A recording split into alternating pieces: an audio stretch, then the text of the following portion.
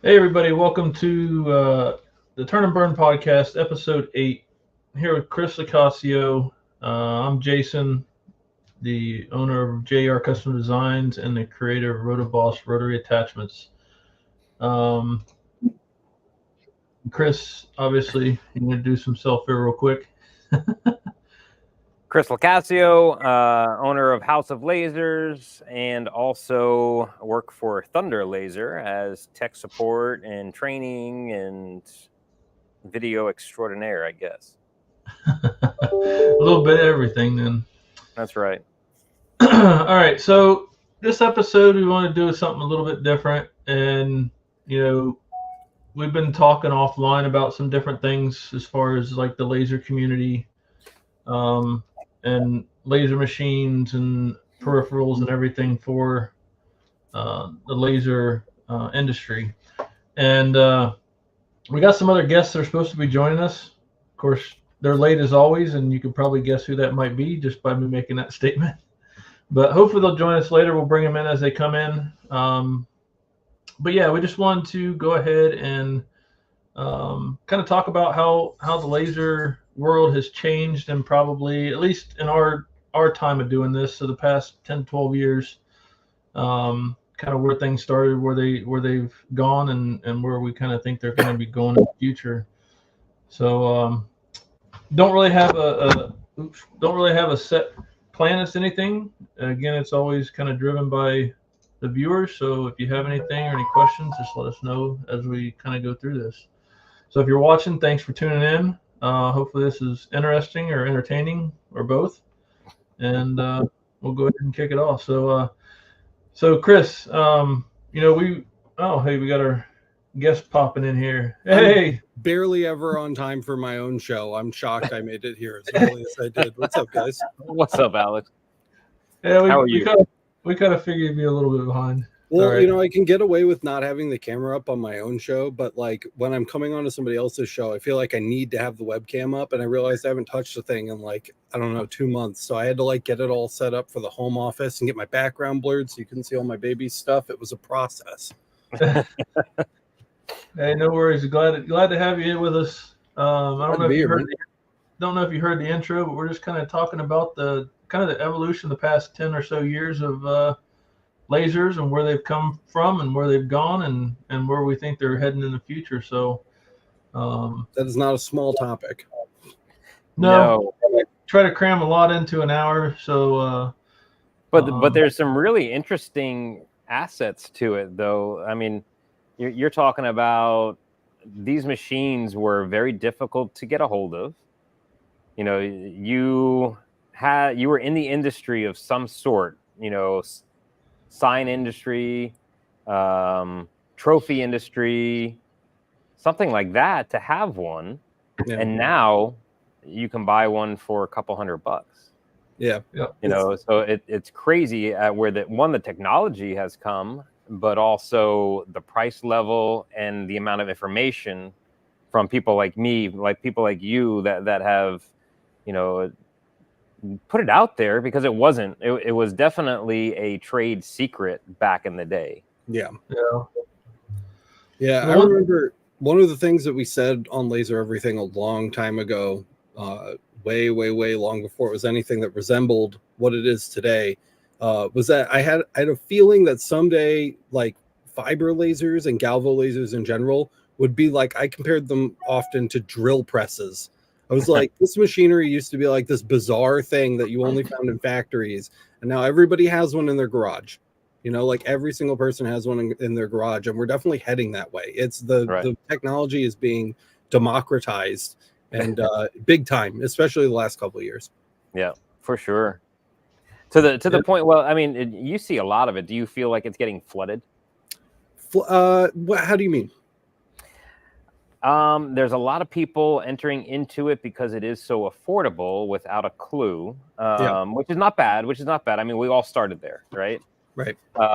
But making $5 cups versus the person that has honed their skills in and is charging a real dollar value and a profit and trying to keep the doors open, as opposed to the the guy that comes home from work and has a couple minutes and makes a cup. There's certainly there's a saturation, and I think that saturation inherently devalues what the technology can do because people are familiar with it. And I think the familiarity is what is devaluing the end product or the service that people are providing, not necessarily the saturation itself. Because like you said, the vast majority of that saturation lacks skill and practice, right? So it's not that you can't get a machine like this and outclass your competition. I still think that's very easy to do. I don't think the bar is set very high, but I do think that there's effort required now.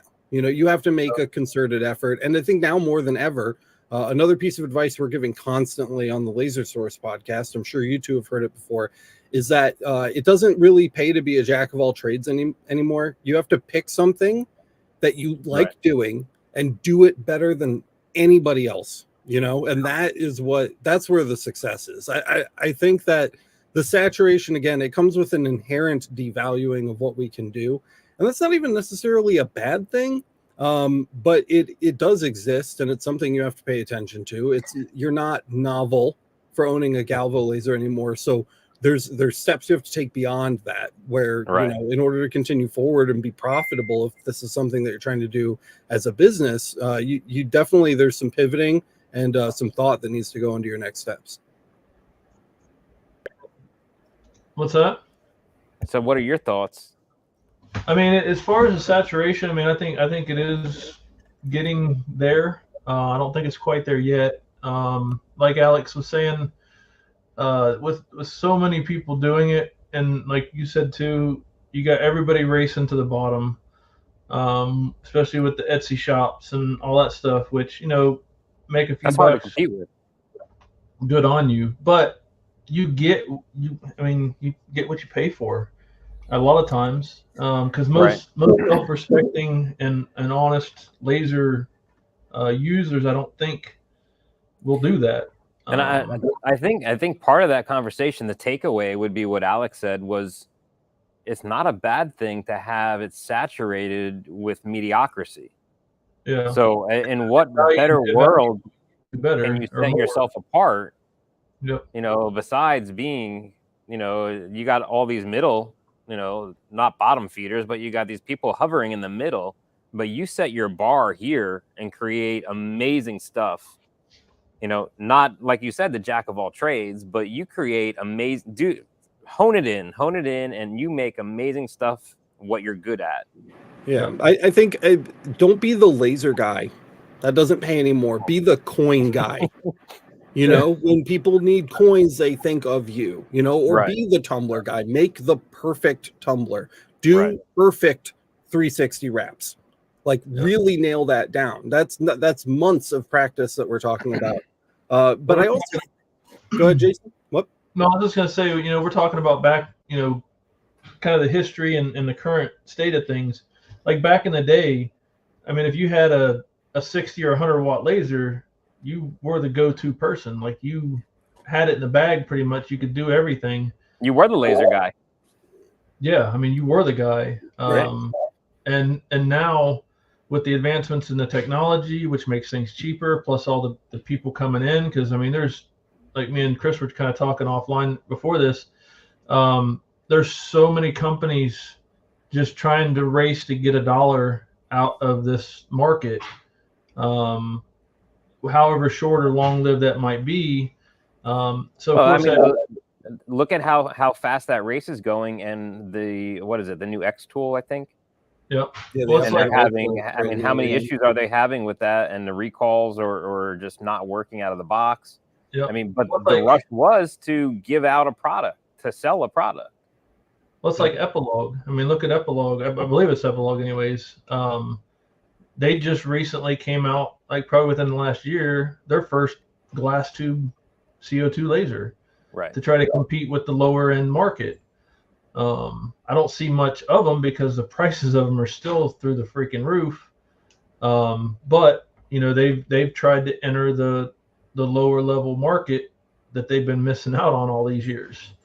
I think too, like right now we're seeing a lot of weird amalgamations of lasers in the consumer. I call it the consumer market because that's who they're selling to. They're selling to consumers. They're not selling to people that are trying to make a business. Occasionally you'll find business people that a consumer product will meet their needs. And we talk about that on the channel too. Like diodes are excellent at photo engraving, right? You get that really small dot size. They have their place, but people that are just buying this and this is their laser and they're never going to evolve beyond this. They just have it. Those are consumers, and those are the vast majority of the people buying these things. And we're going through a phase right now.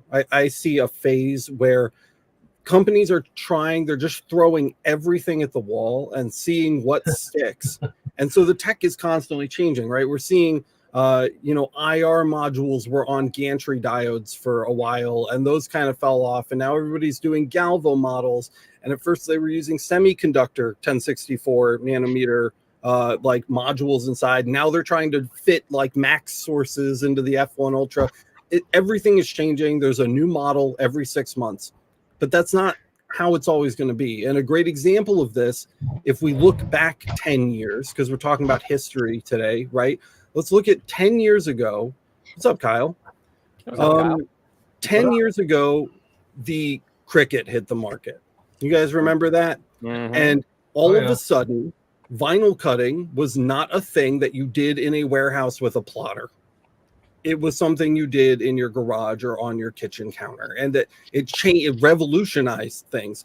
And they came out with all kinds of wacky stuff the first 3-5 years that vinyl cutting was like the home thing that you did now.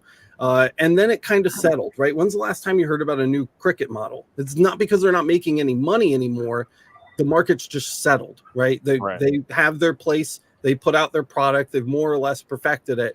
And they make small revisions every now and then. You don't hear about it so often anymore. Another great example is 3D printing, right? We saw the weirdest 3D printers you could ever imagine. The first 5 years, that technology was really democratized. And it wasn't just in warehouses and factories and manufacturing facilities, but in homes and garages. And now 3D printers, right? I mean, every once in a while, you'll see something novel like the bamboo. But for the most part, the technology has settled. They're still selling the Ender 3 and the Ender 5. You know what I mean? Like it's settled. And so right now, I think we're in that weird period where the low end, the consumer manufacturers are making consumer products are just doing everything to find the thing that will end up being the thing that settles. It'll probably there will probably be a gantry version of that and a galvo version of that. And I don't think we're there yet. I think we have another year or two to iron that out. But the point is, I mean, there's still makers that are cutting vinyl and doing 3D prints and making hundreds of thousands of dollars a year doing that out of their garage. And it's because they're the best at what they do. They're making perfect products and they're really good at marketing them. And if you want to be that, if you want to survive this change in the industry that we're going through right now with laser, that democratization of the technology, then you have to start being the best. I'm not sure at what, but at something, and you need to tell people about it. Yep. Exactly. I mean, you see all these guys on TikTok and Instagram and everything that are blowing up like Chance Custom Grains. I mean, he found a niche, and he's running with it. You know, he's made a place for himself. There's other people as well, but just as an example, and that's, I mean, like to your point, I mean, you have to do that. You can't just be, like you said, the laser person or guy or girl or whatever. You got to have a purpose. You got to have a mission, and you got to, own it. You have to perfect it. That's why, like, so many times, and I mean, back when we started about 8 to 10 years ago or whatever it was at this point, I don't know. Like people that got into lasers, that the business was their goal in mind. Like that was their purpose. So it was very professionally oriented. And now I wouldn't say it's not still professional, but there's a lot of people in there that kind of stain the chat groups and things like that. They've been using a laser for a month or 3 months or whatever, and they're an expert. They get it. They get it out of the box, and they want to do their wrap. That's the first thing they do. I'm like, why are you going straight to a rotary? Learn how to use the damn machine first. But Man. I mean, not that's not kind of what I meant. But I mean, as far as like, we've always been a pretty tight community as far as the laser community. I think open to share information, knowledge, all that stuff. But I can see as things shift the way that they're shifting, that people are starting to kind of close down, like, because it is such a big market now. It's kind of like 3D printers, open source. Now all these companies are starting to close source their information and their coding and all that stuff for their machines. So it's not as open as it once was. And I kind of see that in the laser community. Maybe it's just me, I don't know. But it just feels like to me that, the more people get in, the more people are closing down. And maybe it's because people are asking so many of the same questions over and over. There's not a lot of original thinking out there anymore. Yeah. It's, I see this and I'm going to copy it. I'm going to sell it. Yeah. And that will drive people, and it will probably reel some of the market back in, but that will drive people to be, closed about their processes and something like that. I mean, I know Kyle, people, welcome. Hey, Kyle. What's up? I know people that have been that I've talked to in confidence that they're working on a design or a project. They're like, hey, what do you think about this? Just don't tell nobody, because as soon as they release it or do it, someone's going to try to copy it. Things like that, and I'm seeing and hearing a lot more of that coming from people. So that's why I kind of think people are starting to kind of close down on that and not be as open about sharing information. Well, if we look again to history, right? Another industry that shares roots with the laser industry along the same path are like trophy shops and rotary engravers. And they have been selling the same stuff, doing it the same way for like 30 years, and they're still here. They're still around. They're still selling products, and it's not because they ran out of secrets to keep. Like that's not really the point. I think that those kinds of places have relationships with people, and they market themselves really well, and they do a specific thing. They make trophies and customize trophies. That's what they do. You don't see them in there with urns and cutting boards and all kinds of other shit. They are the trophy shop. You go there to get the trophies. When your kid has a soccer tournament and you need all of those participation trophies, you go to the trophy shop. And I think there's a lot of lessons to be learned there. People are gonna kind of close up and clamshell themselves shut and try to hide their designs and their processes. Trophy shops don't rely on that in order to succeed. If their business revolved around keeping secrets, then they would have gone out of business 30 years ago. There's nothing new in that industry. There hasn't been for a very long time, but they're still successful because it is a lot of work, and it does take effort to build and maintain those relationships with your community and people online, because that's still important too. A lot of people think that if they have an online business, they'll just sell things to a giant silhouetted crowd and they'll never hear from them again. And that's not how that works at all. This is a topic for another day. But, I think there's a lot to see when we see a trophy shop that is like a second generation or third generation business doing the same thing their parents and their grandparents did, the same way that they did it, in the same location, serving the same community, after everything else that's happened in the tech world over the last, a quarter of a decade. And they're still there and they're doing fine. So there's more to it than just a process, and we have to look at those other aspects of business, because if we don't look at it as a business and it's just a tech race, I mean, those are the people that are going to drop out first. Those people that are focused only on the process, only on the designs, only, that kind of stuff. The information's going to get out there. It's 2024. We have the internet. Okay? It's like, that's just, shit spreads like wildfire. There aren't any secrets anymore, and you can't run a business revolved around keeping secrets. It just doesn't work. How are you ever supposed to sell a product without putting a design on a marketplace? That doesn't make any sense. So there's other things going on that I feel like aren't being addressed, and people don't want to rely on people don't want to acknowledge their inability to perform marketing and business tasks, and would rather try to hold on to their process or design secrets as long as possible so they don't have to improve in those other areas, because they don't want to. They want to laser stuff. They don't want to run a business. But you have That's to. a good way to look at it, I guess. Yeah. On the Makes sense. alternative to that, I was thinking that people are going to want to burn stuff and not troubleshoot their hardware. So Yeah. when you get a new laser, you don't want to do the timing.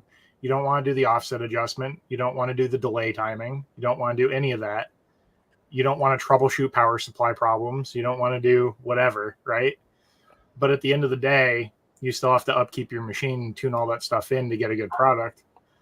And the people who are selling stuff on Etsy for pennies on the dollar, who aren't doing that stuff because they're not investing the time, because they don't have to justify that return on investment of time. Yeah. They aren't doing that, and they're selling a shit product. Yeah. And they're not going to get a lot of return sales. Well, a lot of things too is it seems like people are afraid to kind of expand and do different things or learn different things about their machine. They learn like one thing, and then they run with it. As long as they're the best that they can be at that might be okay. But I mean, you got to learn. Maybe you're going to be really good at something else, right? Right. Found your You could calling. be.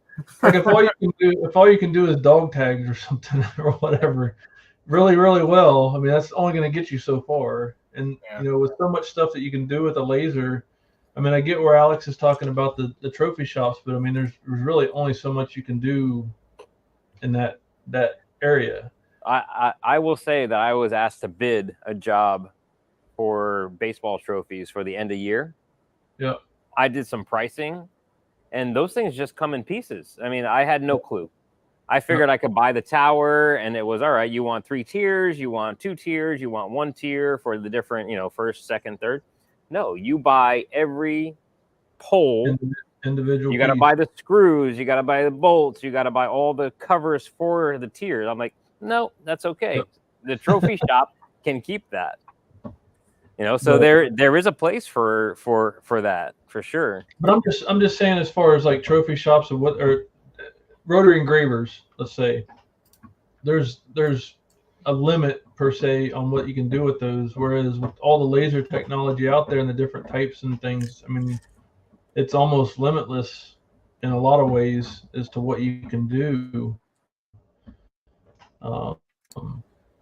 So I mean, it makes sense that people want to get on it because there is so much you can do with it. But when, like Kyle was saying about, setting up the machine properly, your timing, your backlash settings, your focuses, your whatever, people don't want to take the time to do that. And that's where a lot of the stuff in the groups come in. We're like, how do I do this? How do I do this? What do I need to do? What's wrong? Why ain't it working? Instead of trying to figure it out and learning from it so you can make yourself better. I hate to use the word spoon-fed, but they're basically trying to get spoon-fed information when, you never learn. You never learn that way. It's the whole, give a man a fish, he'll live for a day. Teach a man a fish, he'll live forever. Whatever it is, or eat forever. It's the same thing. And I think that's what turns a lot of people off is when you see stuff like that. I know we've all been there. I mean, but back years ago, we had to learn everything. Like we had to be the mechanic on it. We had to be the operator. We had to be the designer. We had to be everything. Well, I mean, the YouTube, like laser everything didn't exist back then. I mean, House of Lasers didn't exist. I mean, there were so many different avenues that weren't available, and it was a trade secret. So we had to learn on our own through trial and error and lots of screwed up shit You know, just figuring out how to do it. But there's something to be said about doing it that way and learning the ins and outs of your machine and the software. Yeah, I mean, one of the things that we see a lot, just from a content production standpoint, is that some of the most popular content that we publish and that others publish on YouTube about lasers and laser engraving are guides where you go step by step by step from nothing to a finished sellable project, right? And I think a lot of the content that like I like to produce, and a lot of the content that Kyle produces and Matt produces, isn't as popular as a lot of stuff that's out there on YouTube that you can find right now, because I feel like our videos focus more on like a critical thinking process and bringing fundamentals to the forefront so that you can take the lessons you've learned from those videos and apply them to a multitude of situations as you're using your laser and you're not glued to YouTube, you know, and you can remember, like, you know, how do speed and power and frequency interact with one another? You know what I mean? What are dirty optics going to do to your power density when you're using a gantry laser? Those are the kinds of lessons that I feel like are really important to teach, and they're difficult to get in front of people because that's not what they crave. You know, people are just great. They want project videos, and we do our share of project videos to stay relevant, but the really meaty laser everything episodes that are jam-packed with the stuff that's going to help you be successful are the ones that focus more on a critical thinking process and try to teach you how to teach yourself, rather than actually bringing a specific end goal to you, you know? And so that we struggle with that. We struggle with that now every day when we're deciding what content to produce, because we are running a business. We do have to stay relevant, but also we're trying to help you, you know, even if we have to like jam it down your throat. So that's, you know, it's something we see all the time for sure. Yeah. Well, a lot of things. Go ahead. No, I was going to say that, I mean, 100% doing support for Thunder, I see it, you know, and I get caught not wanting to answer. You know, I want to give the information. I don't want to answer it. I want you to read the article, and I want you to go through it on your own. So the next time that you have this problem, you know it backwards, forwards. You know, now you understand how it works and the technology and the reasons why you got to this position, and you can basically dig yourself out of this hole. So yeah, I struggle with that too, because I don't want to directly answer. I want people to do, you know, all these people, hey, how do I do a 360 tumbler, you know, a wrap on my rotary, and go give me the answer. No, I mean, you need like 400 answers to lead you to that answer. Right. And the first 300 are wrong. Yeah. Yeah, I mean, I try like hell to make people to make people work so that they learn. Yeah, I'm all about helping people, but you know, just some of the questions, like if I see something, and like Chris was talking about, like when you see a post and it's already got like 30 comments on it within an hour, I'll just keep scrolling, because at that point, you know, whether someone told them good information or bad information, they've already gone down the rabbit hole, right? Yeah, right. It's answered, or they have 20 different things to try. Chris, I'm concerned about how much deeper that room is in reality than it looks when you are just sitting in front of the camera. You just walked like a mile away. That was the craziest thing I've ever seen. That was like you walked all the way down the yellow brick road to the Emerald City and stopped and grabbed something and walked back. That was nuts. He's so short. The perspective has a greater effect. Rough. That door, with that door open on that 63, he's about as high as that door is. That's true. I'm sure you guys see this a lot too, is like a lot of the time when you see somebody asking a question in the community or an email or a text or wherever you're getting your questions from, it doesn't really matter. But a lot of the time, the problem that they're having is usually caused by a multitude of things. And they probably ran into this before and didn't even know it. Like in your scanning offset adjust on a gantry, they don't even realize they have stair stepping on the edges of their engraves around the contours. And it's like, but now when they're doing like a powder coated tumbler and they're scanning across it and they get these weird jaggies, right? It's a big problem now because it's like right up in their face. They don't notice it on wood. No, yeah, on wood it's just completely obliterated, so it looks like a nice edge, but or a nicely faded edge. Yeah, and a lot of the time they don't want the process to fix it. They just want the answer to fix this one problem. Right. Well, and that's you're getting the whole process, baby. This is what you got. Behind those crash courses too. When we did those crash courses, was to like make sure that all those little bricks are stacked the right way in your mind before you start trying to do stuff.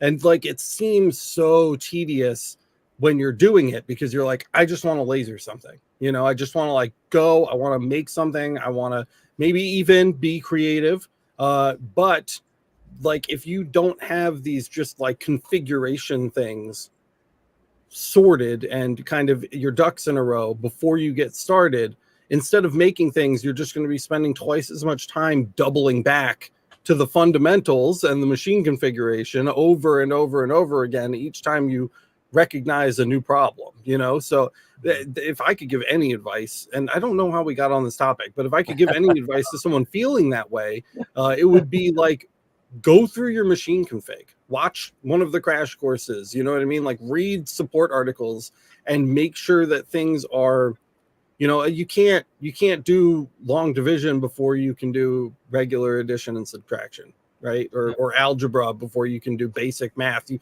have to do things in order, because if you just jump right to the complex, I mean, how many lines of code and how many moving parts does it take to make these things actually work? And how little of an understanding does the average user have about any of the incredible magic that's happening inside of the machines before they start attempting to use them? You know, it's just it's a very, very, very deep iceberg, and we're all chilling on the little tippity top, and you gotta see where it's coming from, you know. So kind of getting back on track. What track? There's no track. Right? Yeah. We're ATV off-road fury, man. We're going for it. Oh God, I ain't seen that in a long time. So getting back to years and years and years ago, before lasers were big mainstream, you know, one of the things that made it so unique was the fact that the costs were so high for what you got. I mean, I remember I had a China blue and white. I think that was my first laser I ever had. Kyle's got one in the back of him. And that it was similar to what his that was. was a special one. That one's a piece of crap. About that last night. But I had it, and when I got it, it cost me like $8,000, and it was just a 50 or 60 watt laser, just as bare bones as you could possibly imagine, much like a OM Tech or something like that. But I mean, they were $8,000. I mean, and you had to import it from China. Like, you had to import it. There was no U.S. sellers. There was no, you know, Thunder Laser. There was no Boss or Eon or any of that stuff that was here that could handle that stuff for you and get it to your door within 30 days or whatever. You know, you had to work to get it. And I think that's what kind of made it unique back then, is because not everybody could afford it. Not everybody had the time to mess with it. You expected not to be able to go on Facebook. You expected not to have a manual. You expected to have to learn that shit. You're on your own. Yep. You know, I'm going to figure out how to do it. I mean, you might have a piece of paper and said, "Hey, here's your laser. This is what it's got in it. Have fun." I remember driving down to the airport to pick up my first one and paying duty fees and shit. Oh yeah. Well, you guys know Michael Mullins, friend of the show, Laser Engraving 911.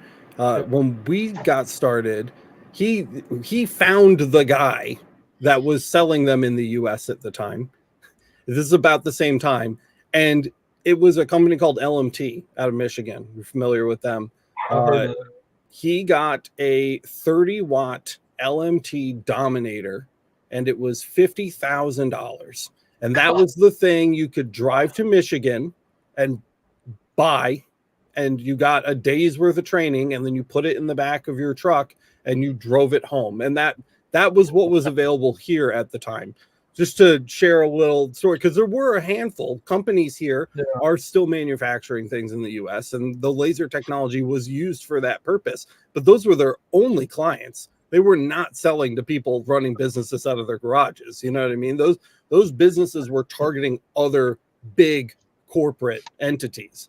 So, you know, $50,000 for them and $50,000 for you are very, very different things. And now people are going to scoff at that. I mean, you guys did. You chuckled. You got a chuckle out of that. It was $50,000. And it was a 30-watt IPG source in that thing. And it's just like outlandish to think about that now. I mean, another one of the things that we got pretty early on before they were really starting to spread, everybody's still doing plasma and water jet. And Michael bought a Rose Graphics fiber laser cutter. It was a 1.5 kilowatt fiber laser cutter.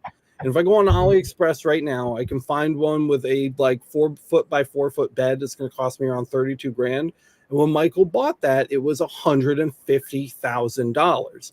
It had a Raycus source. It had a continuous wave Raycus source.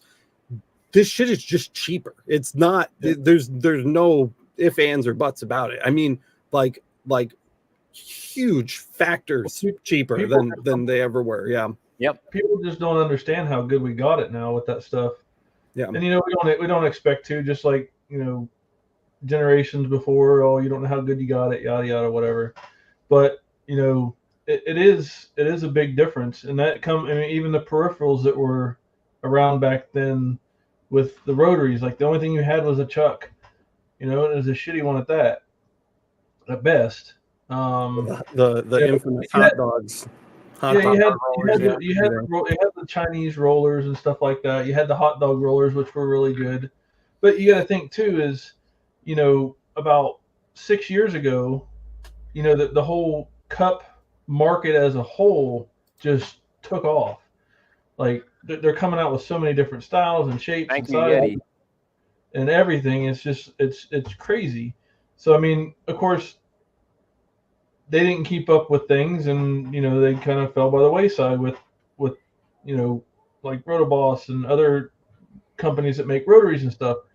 You know, it's the same kind of process, but like when people get a laser now and they complain about the little stuff that they complain about, I can't help but laugh when I see these posts. And it's like, and not laughing at them, it's just laughing knowing what we went through years ago when we started.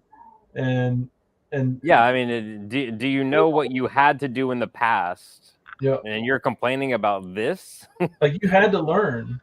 Like, I know I'm not claiming, or I know Chris isn't claiming to be like one of the first ever. You know, Russ Sadler, he's probably the godfather of lasers as far as the in-depth knowledge and stuff that he does.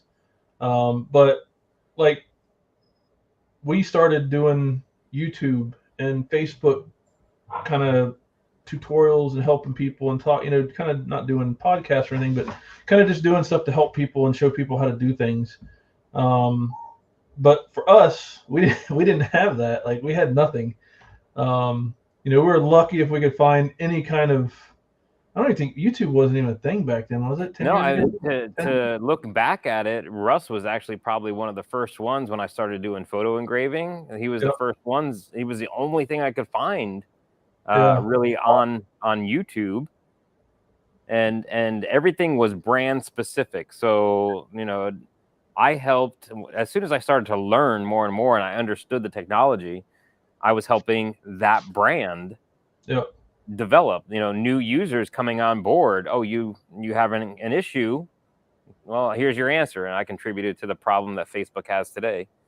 Yeah. Well, that's actually really interesting that you say that, because I was sitting here thinking that too. We really created our own problem. We did. by For sure. by helping democratize this technology. That's very much our, and I'm using a capital O, our fault. And also, I think we're a little privileged from the position that we're talking shit about it, because we would not have these jobs that we have right now had we not democratized that technology and generated this massive population of people that now needs help. They may not know the help that they need, but they need it because we introduced them to it. And I think that's because we are just nerds.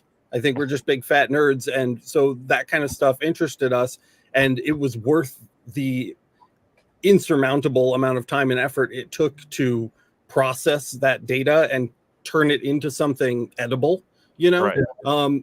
And most people aren't good at that. And that's something that we have to remember when we're doing our jobs, you know, is that a lot of people, when we see the Chinglish manual, you know, and we're reading it and we get it and we can just apply it, like 95% of people cannot do that. Right. And that's our job, you know, is to kind of like translate that literally and figuratively into pieces that not only teach people how to do something, but serve them when they're working. And that kind of comes back to like the, you know, the critical thinking stuff. That's the hardest skill I think any of us have to teach, but it's so vital that we do, because that's where you're going to see like, okay, yes, we took the first steps. We did this translation, we're going to call it, you know, and now we can sit here and translate every text, but we also have to help translate. We have to help teach how to translate. So when people face things that they haven't been given a translation for, I'm using that term really loosely, they're able to, at the very least, start working on it on their own, you know? But it's a good problem to have, because this is a great job. I love my job. So, you know, it can be certainly frustrating sometimes, but like, I don't want to be doing anything else for sure. Yeah, I mean, I'm with you. That's true. And if you read anything about me in the past, I felt like it was an obligation because I understood. You know, oddly enough, the landscaper guy that had no clue and entered into the market, you know, I saw a laser, I just bought it, you know, just because I wanted to try it, see if I could do anything. But I understood it, and I felt it as an obligation, because I understood it, to make that translation to the layman. You know, I'm not super technical. You know, I'm not going to tell you a whole bunch of, you know, crazy figures and calculations, but I can show you how to use a machine and make cool shit with it. So yeah, I see the point. And no, I was just gonna say, I mean, that's one of the things I think that helps, at least for me, like helping other people helps me. Like every time I talk to somebody with a problem or a question or whatever, you know, I'm always looking for knowledge. I'm always looking to give people knowledge.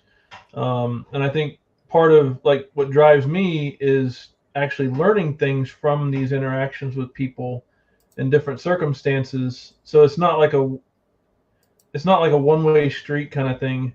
You know, yes, I'm helping somebody, but I'm also hopefully learning something from it to better myself, because, you know, and even watching Facebook and YouTube and things like that, you know, you see people doing some crazy stuff. You know, I'm not the person to go in there and be like, oh, how'd you do that? You know, I'm the kind of person that's like, oh, let me figure that out.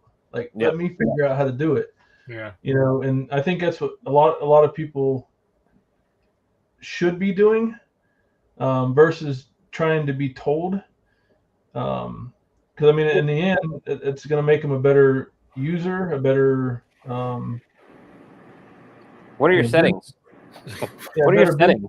Around, and it's going to help the community grow. One of the coolest things that I think Kyle and I have gotten to see in our time at Laser Everything, and I'm sure Kyle will have input on this, is we've literally kind of like, I mean, the best thing about Laser Everything, the people come for the videos, but they stay for the Laser Everything community. Our community is wicked, and it's because We trained like 5 or 6 people to think like us, and they are out there like on the front lines teaching people how to think like them, and it's spread so far. I mean, I have so many names I could shout out right now of people in our community that are doing what we do in a video once, like every day, trying to kind of clone themselves. You know, I feel like Kyle and I like stepped in and we created like a small little league of like Kyle and Alex clones, and now they're out there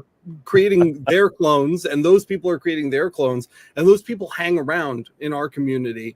I'm sure you've probably seen something similar in yours, where like now, you know, you see a question and you go to answer it, but like 5 other people have already said exactly what you were going to say, and you're like, oh, that guy's got it, he beat me to it, you know. And it's you know that like, sure, like this seed started with you, but like now it's spreading, and I think that took a long time to establish, but it's definitely one of the most satisfying things that I've gotten to witness, because now it's like orders of magnitude more helpful to be a part of our community than it was early on, because we have so many people kind of like that have that way of thinking down, and it's continuing to spread, and that's been really, really cool.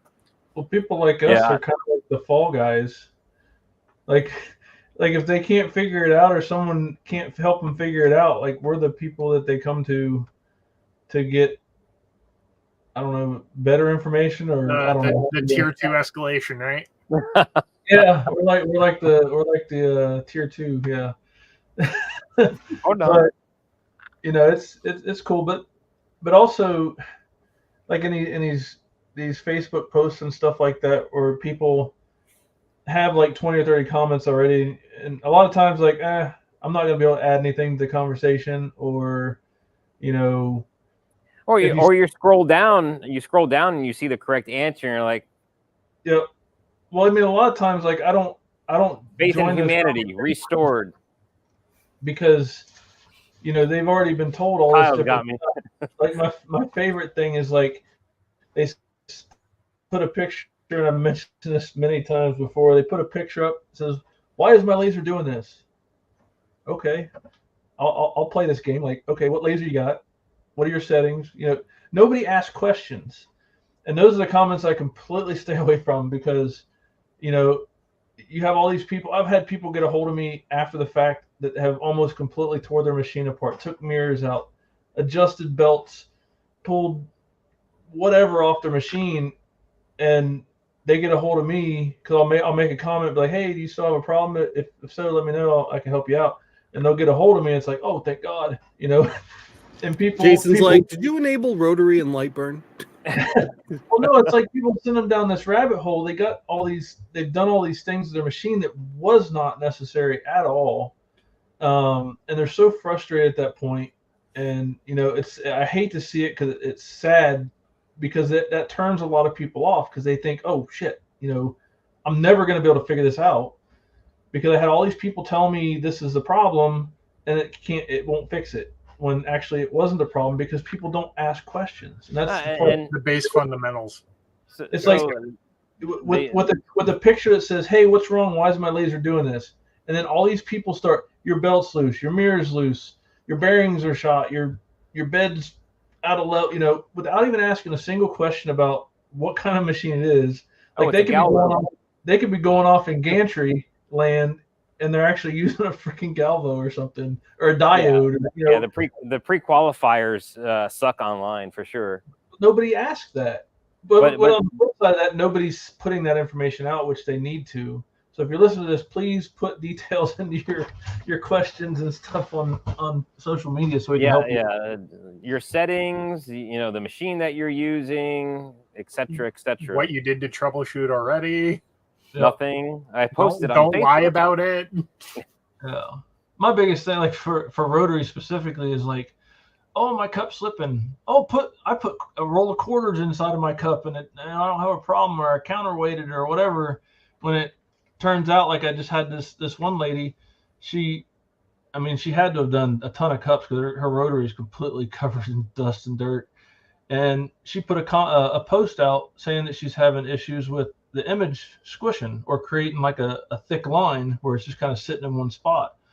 And, people were putting out all this information and everything. And I messaged her on the side. I'm like, hey, contact me. And, we kind of discussed, the circumstances behind it. And as soon as I saw the picture, I'm like, have you cleaned the wheels? So I got an email from her, or Facebook message, I don't remember. But anyways, I got a message from her yesterday or today, and she's like, hey, I cleaned up the wheels and it works perfect now.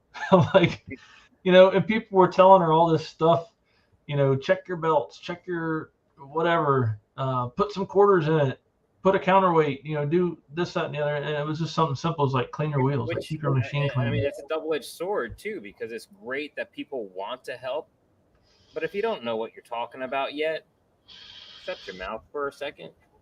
That's what I get to with people have been using a laser for a month or 3 months or whatever, and they're like the expert. They know everything about it, or they heard it on YouTube. The quarter trick gets me giggling every time. And you know what? Later last week, I should say, I actually came across somebody who had a Talon, or not a Talon, but a Talon-like rotary. And they were saying how it just, they couldn't get whatever they had chucked into it to stay put. And somebody in the comments suggested throwing a roll of quarters or like a couple ball bearings in there to weigh it down. And I'm like, it's slipping because it doesn't have anything holding it up in the back and you're adding more weight. Why is that a good thing? Yeah. I mean, again, and that's the hard thing too, is because at least for me, like when I see posts about rotary stuff, unless they have a picture with it and I know what it is, it's hard because like, okay, what machine, what rotary do you have? What type of rotary do you have? What have you done? What haven't you done? Those kind of things.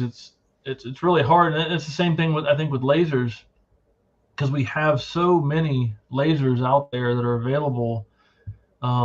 It's hard to like Alicia's page, the Laser Lounge.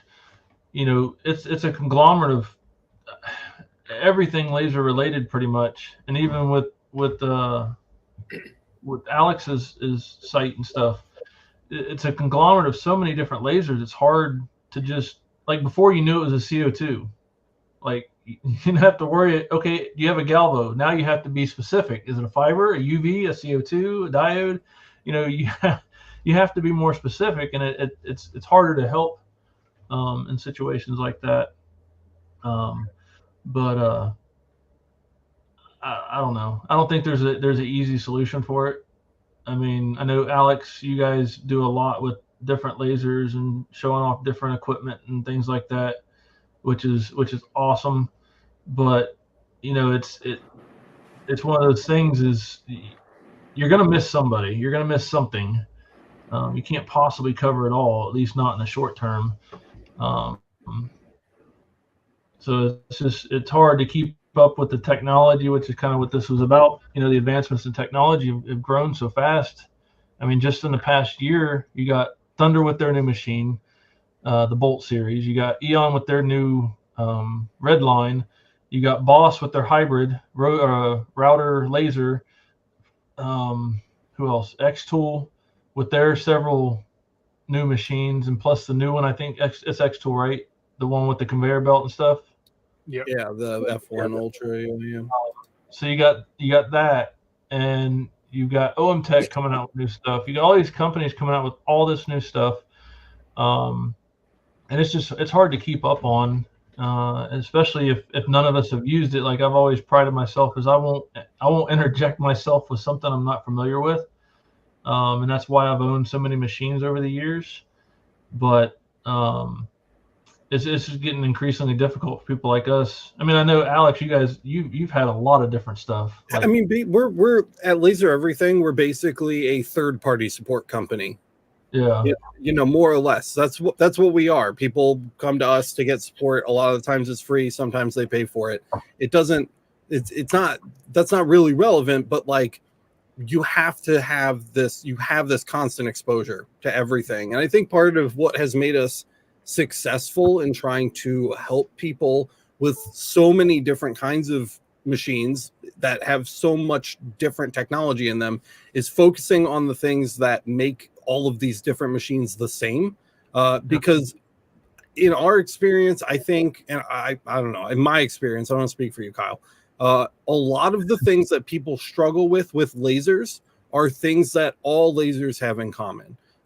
So just regardless of the wavelength or the delivery method, you really got two big groups. You've got your gantry lasers and you've got your galvo lasers, and the things people need help with those two groups of things are generally the same.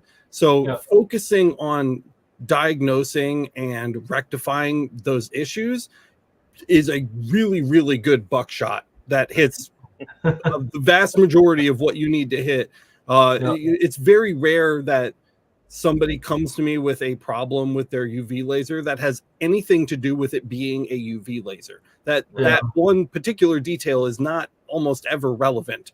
It's more about the machine itself. And while a lot of them have differences or perks or novel little doodads and things that make them special, the vast majority of lasers are big metal boxes with a couple consistent moving parts inside. And once you start to understand that, it makes it far easier to start getting people to help you diagnose their issues and being able to track down what's really wrong with them. So, and that's a skill that we've had to develop over the last 10 years or whatever, that I've been in this business, is finding out what makes all of these things something that we're interested in as people that talk about lasers, because those similarities are where the vast majority of the issues and the solutions lie, I think. No, I completely agree with that. Yeah. Segment, compartmentalize it, and it pretty much covers a wide selection of things. So yeah. But so we're getting close to time. We got about 3 minutes. We can go over a little bit if you guys got time, but I don't want questions today either. So if anybody I'm chilling, but if we hit 9 o'clock and I lean back and hold my microphone, that's not on me. So I'm just gonna go horizontal. Yeah, if anybody's got any questions or anything, I mean, we got some people that have been watching throughout. If you got questions, I mean, that's what we're here for. We're just kind of rambling and covering the general topic of what this was about. And we're about ready to get into kind of the closing remarks about what, how we see the laser community moving forward. So if you got any questions, drop them in the chat. We'll go ahead and address them. But otherwise, we're going to go ahead and start wrapping this down or winding this down. And so my question to you guys would be, so knowing what we all know from our experience over the past decade, at least, let's say, and the way things are now, how do you guys see the laser community, or not the community as a whole, but just the laser industry looking, let's say, 2 to 5 years from now? Like, how do you see things going? Is it going to get worse? Is it going to get better? Is it going to stagnate? Kind of what are your thoughts on that? I kind of think, well, a lot of what you guys were talking about earlier, where everything kind of gets democratized and narrowed down into more consumer-friendly products, kind of like how 3D printing has, where you can get something off the shelf now that'll just print. You don't even have to tune it anymore. I'm sure that will kind of be the direction that the market will go in the next 5 years, because obviously less maintenance, less tuning means happier customers, right? But I think it's a lot of what Alex said before is kind of going to hold true with that. I think where it's going to take time for those things to balance out. The industry hasn't really come up with a consistent form factor that every customer is happy with, or even half of the customers are happy with. It's either too small or too big. There is no happy medium kind of thing. And honestly, I think that's just going to be how it is, because not everybody has a 200 square foot shop to stick a big old gantry in and load it with stuff to sell. But at the same time, the F1 users of the world from Xtool, where you have 100 millimeters of usable space and you can fit it on the edge of your desk next to your computer, it's just too small for some people too. But I feel like there's going to be a small, medium, large option from a bunch of brands, and they'll hopefully learn to narrow down their options, not just list 800 of the same machine on Alibaba.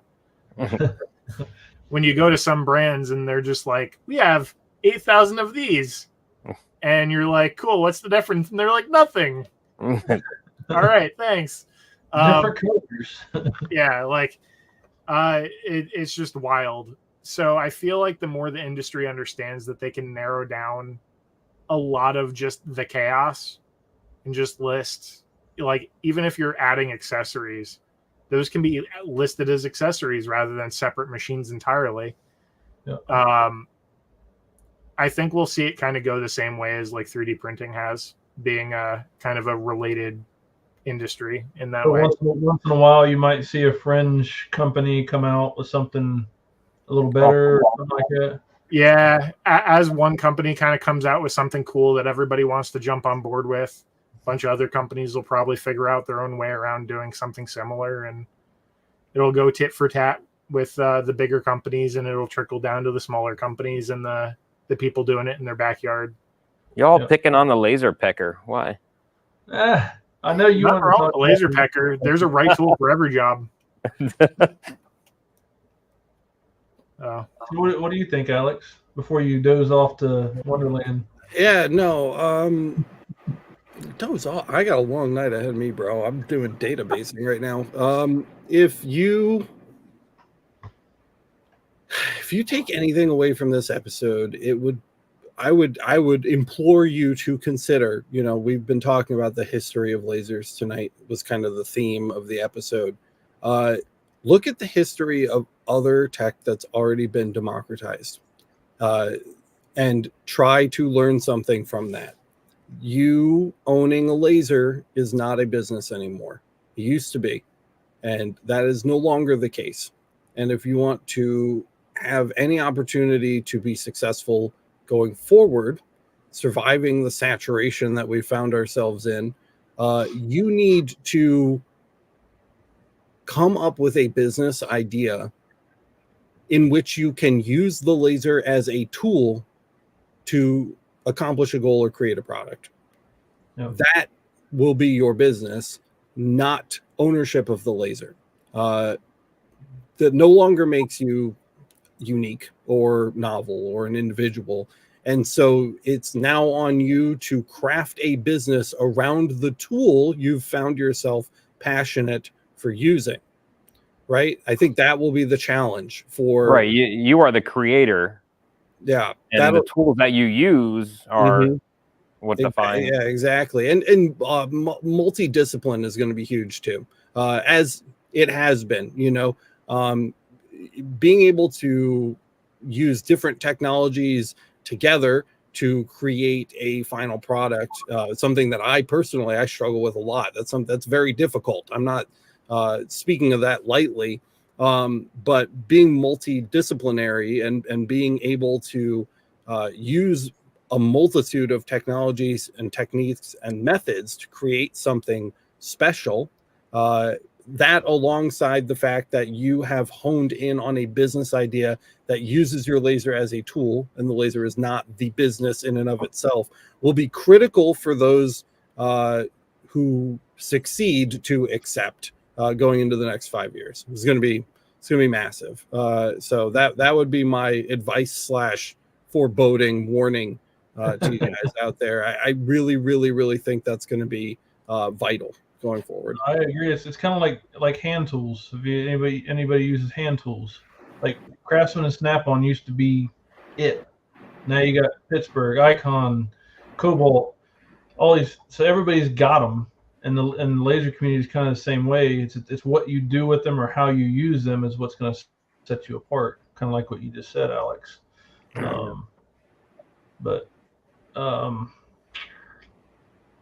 Yeah, I got one question here. We're not can you talk more about 10 years, 5 years, and now quality same in that time?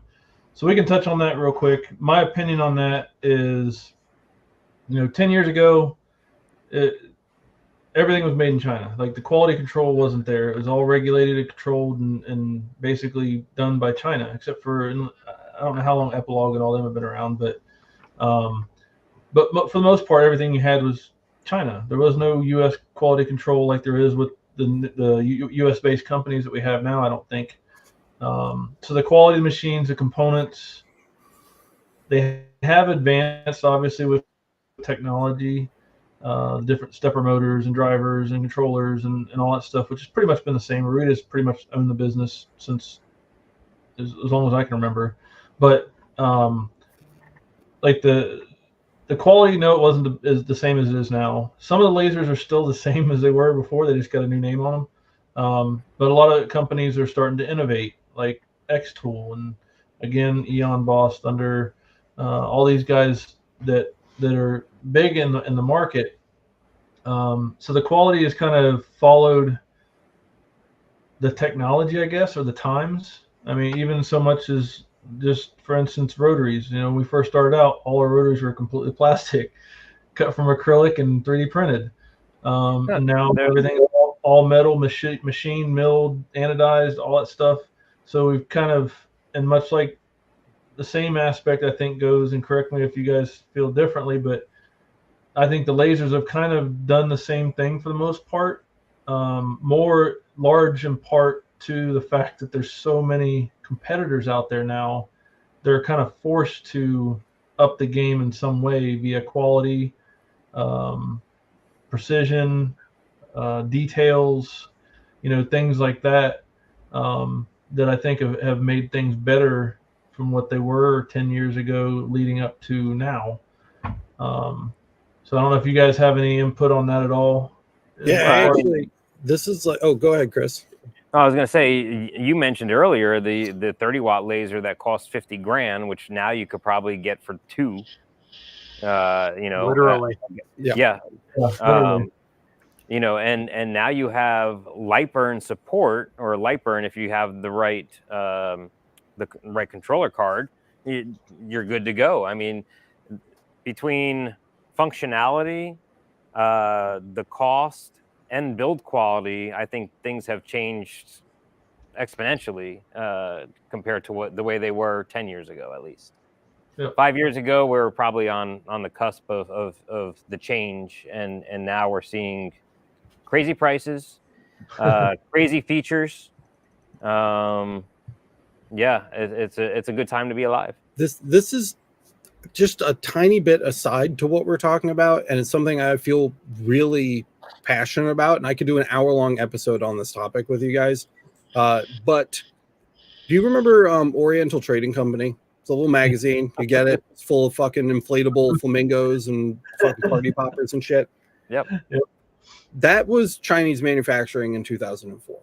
And that is not the manufacturing in China in 2024. China R&D and research and innovation and development has exploded and surpassed the capabilities of many, many places across the world. And it's still absolutely saturated with garbage. Don't get me wrong. But the companies that are running this industry right now are innovating the technologies that are making this democratization of this tech possible. That R&D does not belong to some American company in a shed somewhere you've never heard of. That is JPT pushing the bill. That is Recce pushing the bill. You know what I mean? SPT.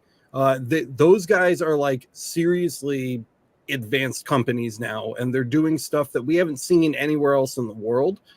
So I would not in 2024 advise you to discount a company manufacturing goods in China just for the fact that they're manufacturing goods in China. It's a serious threat to American manufacturing, actually, and we're in for a wild next 10 years if things keep changing and evolving at the pace that they currently are. And that's, again, we can have a whole separate conversation about this another night. I know that's a pitfall right there, but the goddamn things are looking really impressive for you guys in the future. So, but a side question to that for you, Alex, or anybody, do you think that's because of our quality control standards?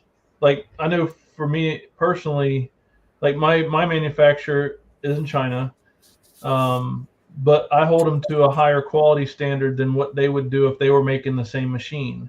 So do you think that the U.S. based laser companies that have taken the reins of probably 70%, let's say, of the world market, do you think that has played into their quality standards over there and the product that they're putting out now?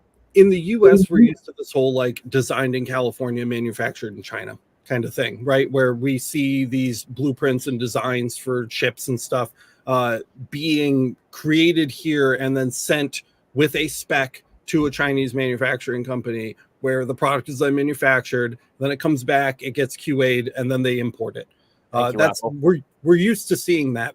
The line that we have to draw, the difference between what you're talking about and what I'm talking about, is that when I'm talking about manufacturing, what I'm really talking about is component manufacturing, not OEM manufacturing.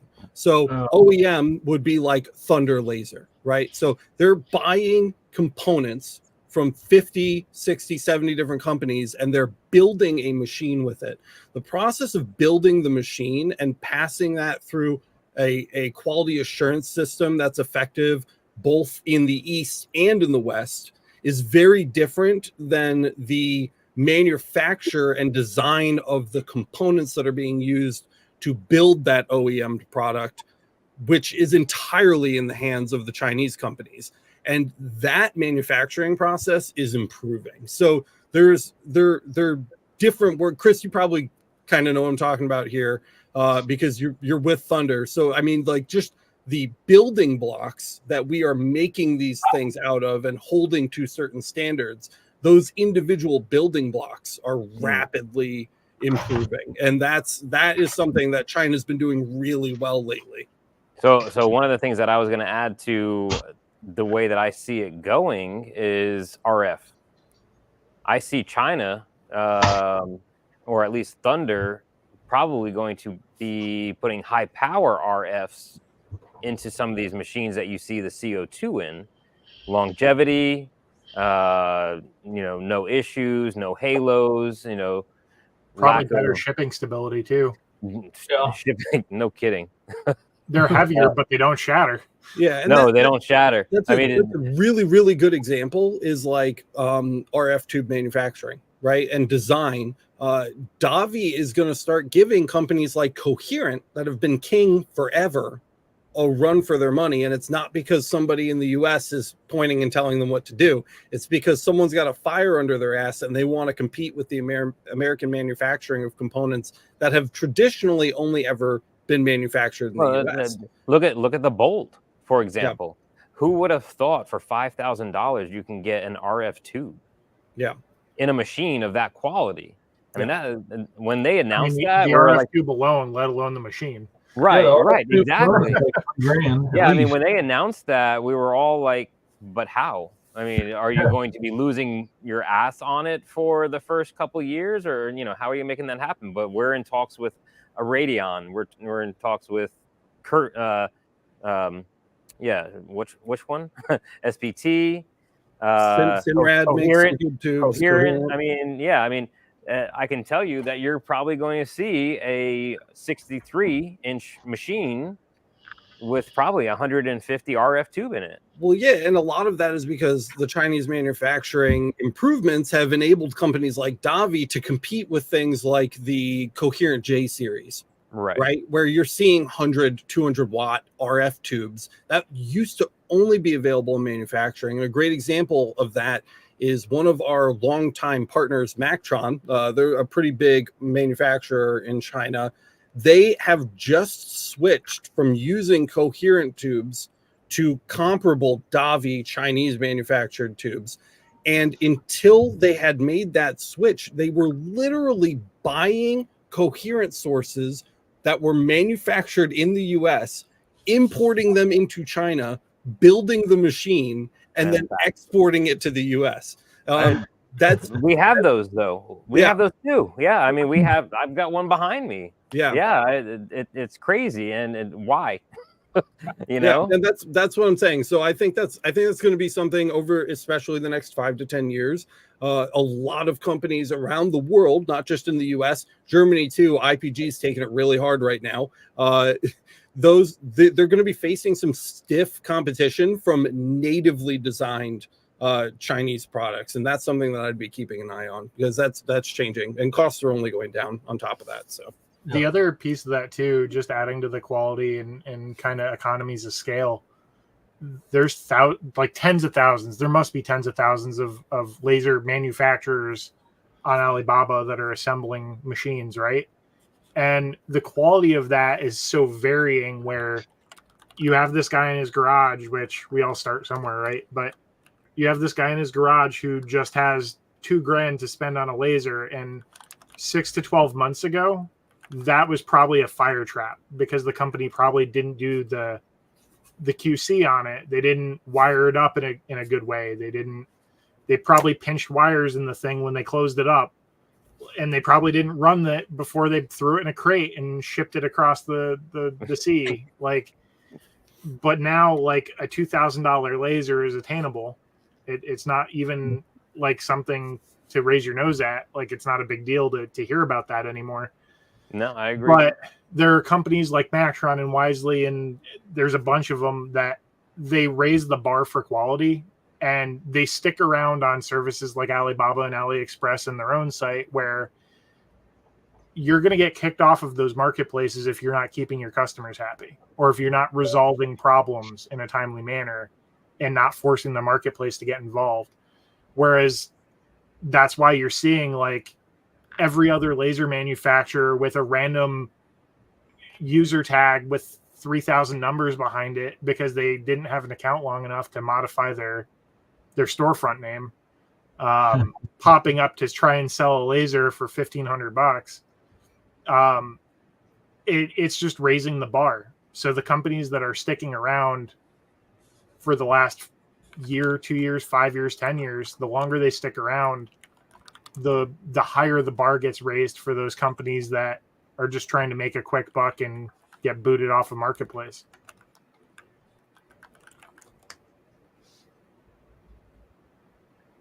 Yep. Silence. So I'm dozing off. He's over here just like, who's got the So I agree. I mean, considering that the U.S. market is about 70% of Thunder China sales, we kind of drive the technology, and we told them we don't want low power galvos. We don't want non-compatible galvo machines that can't run light burn for right now, you know. So they hear us, and they've changed the way that they're designing some of their stuff because of our market, America. I mean, we want high power. We want, we want to destroy stuff. So they're listening for sure. And I think a lot of laser companies are listening as a whole, and that's why we're seeing such a jump in things. Plus, like X-Tool, or I don't even hear this anymore too much, is Glowforge. They were so comfortable in the market that they were in, and same thing with like the bigger companies, like I talked about with Epilogue and stuff. They're so comfortable in the lane that they were in, which is fine. But when they're missing out on a big market share of the industry, you kind of wonder what they're thinking. One, but I think with all the big players starting to get more involved, I think it's driving it. And to Alex's point about the manufacturing, I mean, probably 80 to 90% of all lasers are made in China. As far as the manufacturers go, and like 95% of their parts, even if they're not made in China. And Kyle, to your point, you said assembled. Yeah. There's a cabinet maker that makes all the cabinets. There's But that's the thing, though, too, is the traditional. Oh, it's made in China. I don't want that junk. You know, like with our quality standards and other people's quality standards that are in the laser industry and things like that. I mean, holding their feet to the fire with the stuff that they're making for us, even though yes, it is technically made in some way, shape, or form in China. With our inputs and quality standards, I mean, that's what makes it good, I think. And like with Thunder, for instance, I don't know a whole lot about the other companies, but like from the manufacturer to your doorstep, like it doesn't get touched. I mean, they've refined their skill and their manufacturing to a point where they literally put it on a boat and it comes to your door and it's not touched until you open the box. I will say that I mean, they take our input, but the quality control on these damn things, that's 100% them. There's somebody there that is OCD about wiring and schematics and about all of that stuff. And you get it all. I mean, there's not too many manufacturers that are going to give you the schematics of their machines and say, here you go. If you have a problem, every wire has a label on it. You can fix it on your own, and we can tell you how to trace it. So Alex, yeah, it's insane. Just a quick question for you, Alex. You guys do a lot of different stuff. You use a lot of different lasers, a lot of different manufacturers. And as far as I know, you're not really beholden to a lot of them. I mean, you might be to some of them, but in your experience in regards to the question about the quality and how you see it then and now, how have you seen things change as it relates to that kind of stuff with the machines that you've used?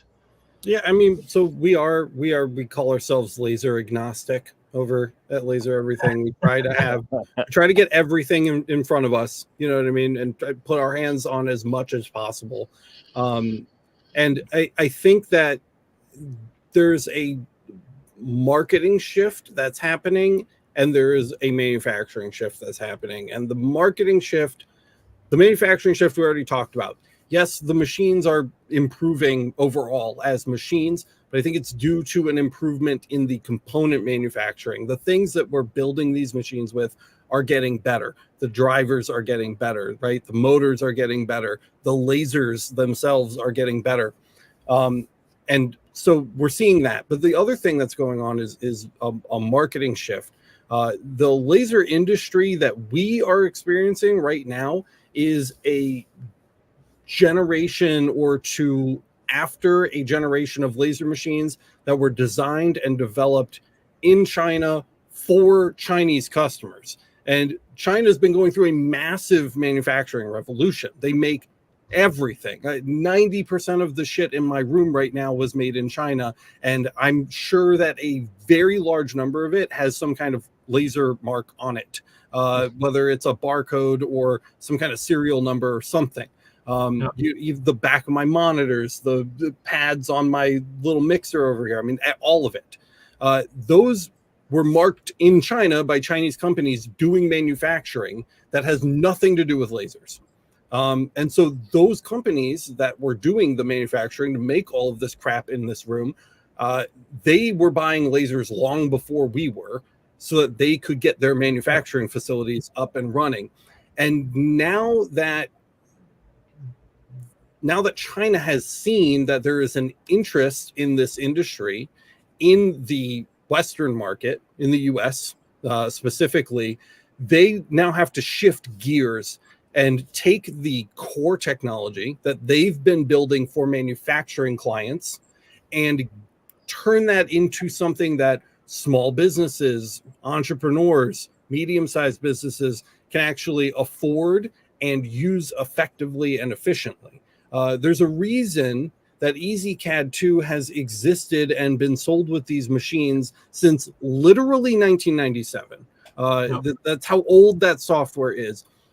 It's because once it was instituted, it sat on an assembly line in a manufacturing plant and marked 800 billion parts of something before it eventually got thrown in the trash. That's just the world that this tech is coming from. Mm-hmm. So now that they're turning their head and they're looking at the West and they're trying to sell these products that they've been making for a long time to the West and to the United States, that marketing tactic has to change wildly, because what we found so difficult to consume as nerds when we got in on this early, right, was a manufacturing product. It was a product that was built for factories to help them produce things. And we are not factories. We are individuals, right? We are small businesses. We are entrepreneurs. We're side hustles.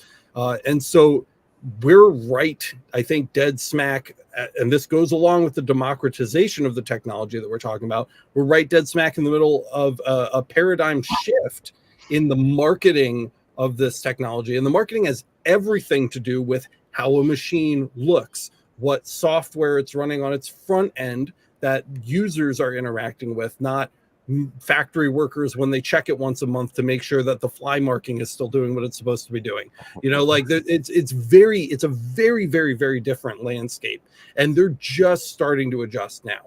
That's why you see like these companies called Xtool. Xtool didn't just apparate out of nowhere. Xtool is made up of a bunch of software and hardware engineers that worked at companies that made lasers for manufacturing. And now they have come together because they see profit in using the technology that they know to create products for consumers and small businesses. And that's kind of the crux of it is that we're in the middle of a shift, and that's why they're so warm to hearing your feedback. You know what I mean? When you tell them like, we want this, not that, you know, we see a need for this needs to be better. What they're hearing is this is what the West and United States consumer and small business market requires. And so they absorb that like a sponge, and you're going to see that kind of revision in their product history as things go forward and things become more westernized. And it's not because it's westernized, it's just because we are cushy and don't live in a country that revolves around manufacturing anymore. So we're not used to seeing that kind of tech. And so that's what makes it difficult for small businesses and consumers to work with the kind of first and second gen laser products that we started seeing when they started coming overseas. And now it's shifting to be more user friendly for an individual. So there's a lot at play. There's a lot of variables. It's very dynamic. So do you guys, any of you guys, do you see anything in the laser market that could be detrimental to either the growth or the continued kind of trajectory that we're kind of on now? You know, any pitfalls, any things that could potentially cause things to turn about, so to speak? I think that with the costs being driven down with the economies of scale, so basically instead of like a couple thousand factories needing 5 or 10 lasers to get their production workload under control, now we have tens of thousands or hundreds of thousands of people wanting galvos across the world that are just doing their own thing. That drives the price down, right? That's what we're seeing these days. Yep. But the downside to that is now we're starting to see mixing of like factories that are putting out quality product and not putting out fire nest traps of wiring, versus a company that's just throwing something together, ripping the money out of their account and hoping that, you know, buyer protection doesn't kick in before they get their deposit. I think. And that's kind of with every industry, right? But right now, there's so many companies that are flooding into the market with that just don't care. And they know they're not going to last. I think they're going to treat it as a cash grab. And I think that's where a lot of the more set in stone, longevity-based companies are going to be there to help the community.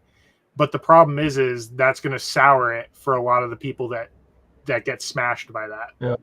Which is a short-term problem, Yeah. right? That problem won't last forever. That's something that's happening now and will end, because it literally cannot go on forever. Those companies will weeded out. fail, or they'll get in trouble, or they'll run out of money, or they'll go buy their yacht and they'll be gone, and that'll be that. But they won't be in the market forever. We hardly see that with 3D printing and vinyl cutting now. There's very few options, and they're all rock solid. If I told you I wanted to buy a 3D printer and I closed my eyes and I clicked the I feel lucky button on Google, like, chances are whatever I get, like, it will be serviceable. It may not be the best on the market, but it will be serviceable. There's very little trash out there anymore. So I totally agree with you, Kyle, but I think it's a very near future issue, and it's not going to be a long-term thing. I think that's going to be like the next year. What would you warn consumers about with stuff like that? Because like I said, you guys deal with a lot of stuff. And that's one of the reasons why I wanted to have you on, because you have a vast knowledge that we don't with machines that we necessarily might not. But and you see more trends because you're talking to different companies and things like that we're not necessarily. But so and I know you have a lot of resources out there. You get a lot of videos about different types and what you recommend and so on. And I've heard it from people before. Oh, I got this because Alex recommended it, or Matt, or whoever. But what would you say to people, knowing what you know and what you just said, to help people kind of navigate the flooded market of high quality stuff, and then just stuff to make a quick buck and hit the road kind of, how would you kind of help people, or what would you say to people to help navigate that? People go to college for 4 years to learn how to do things hundreds of times easier than what we're trying to do here with nothing. Yeah. You have to give yourself some tools in order to identify red flags. You just have to, whether that is being able to think critically about a company's history, right? How long have they been around? How many reviews do they have? Are their customers happy with their products? Basic things like that, to being able to physically identify things on a machine that signify that this is a poor quality product. That could be something as simple as getting a machine in, opening it up. Open up your machine, guys, please, and seeing the fiber optic cable, the size of $50 in a tight coil with zip ties around it. That's a problem. Like, you can't operate your machine like that permanently. And most people would see that and be like, oh, it's all tied up and it looks really cute. It's like, it's all management. It's really nice.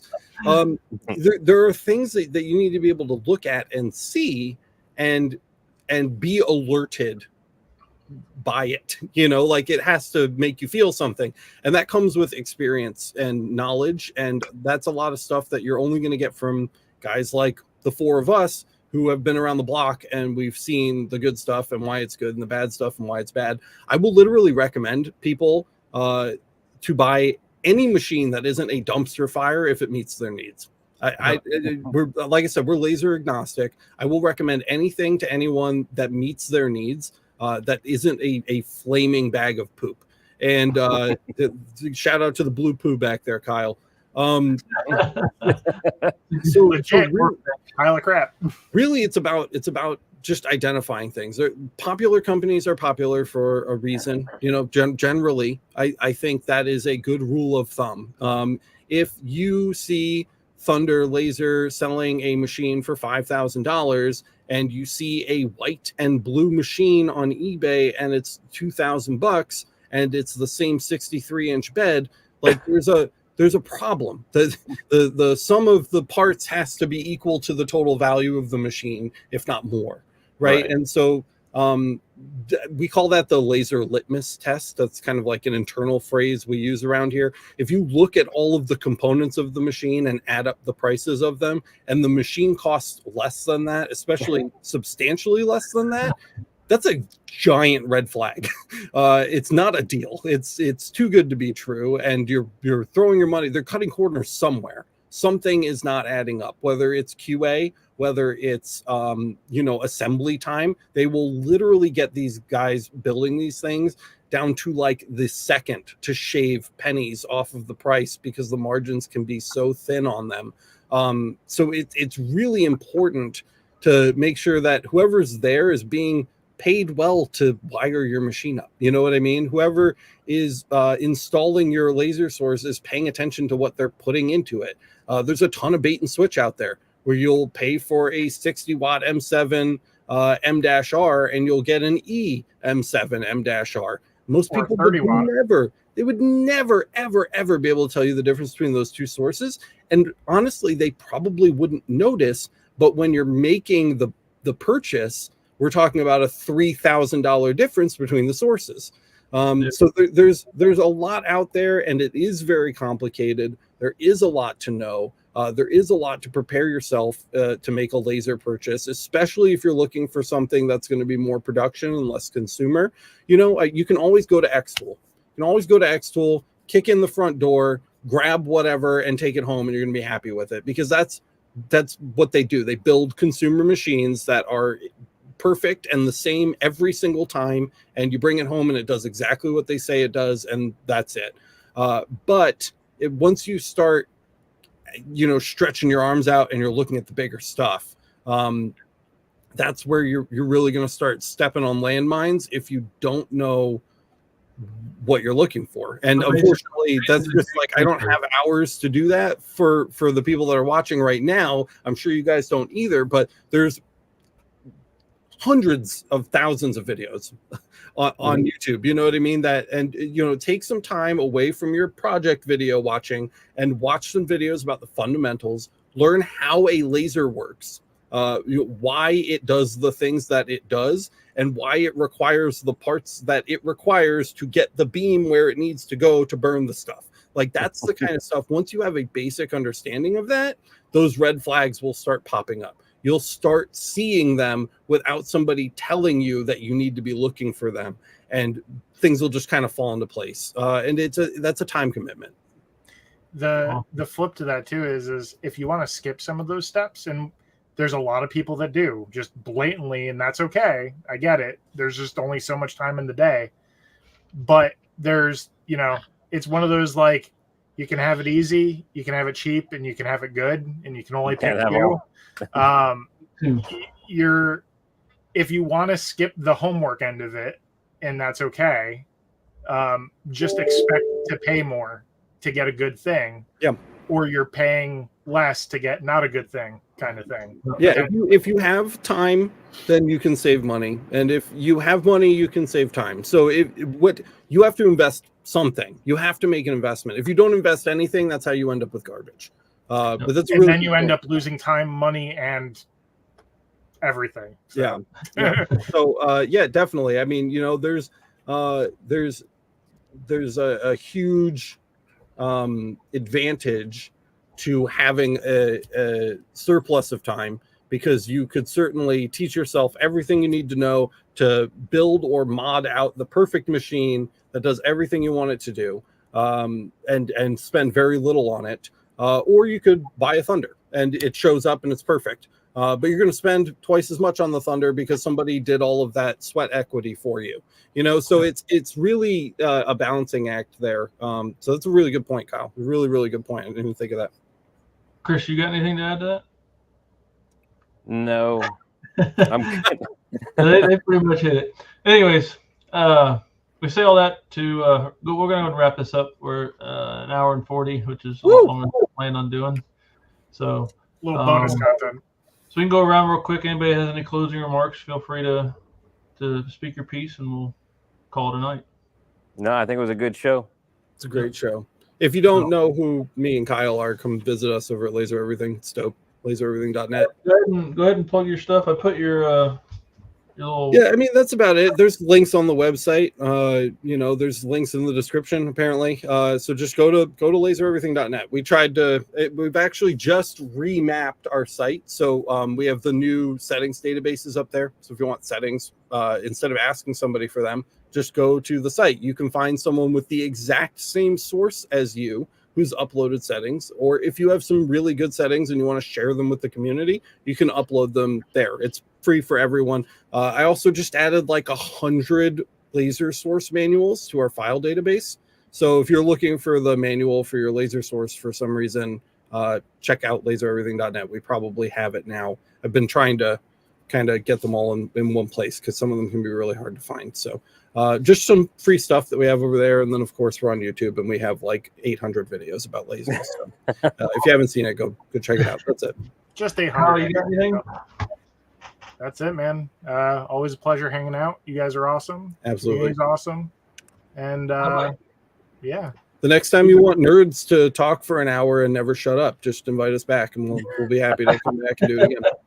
No, I mean, it's been, I think it's been great. You know, like I said, you know, me and Chris can talk about this all day long, but you guys, I know you guys have a specific skill set as far as the machines that you've used, and you've got stuff that we don't have to offer as far as knowledge. And that's, you know, the main reason I wanted to have you on for this. Tonight was definitely a lesson in perspective, I think, because we've definitely treaded along the paths of looking at things differently depending on where you're standing. So, absolutely. So, yeah. I do thank you guys for coming. Chris, do you have anything you want to add? No, but I do have a topic for next one, and I'm not going to say it because that'll end up more time. Oh. All right. So, but we're going to go ahead and wrap this. We're going to go ahead and wrap this up, guys. Kyle, Alex, thanks for joining us. Anytime.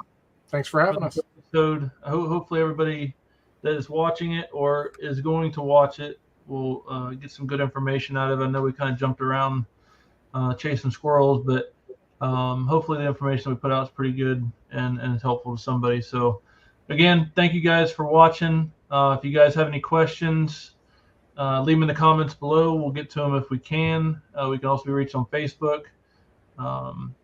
Just to plug my stuff real quick. Rotor Boss, if you guys are looking for rotaries, check out rotaryattachments.com. We got a lot of new stuff coming, and that's one of them.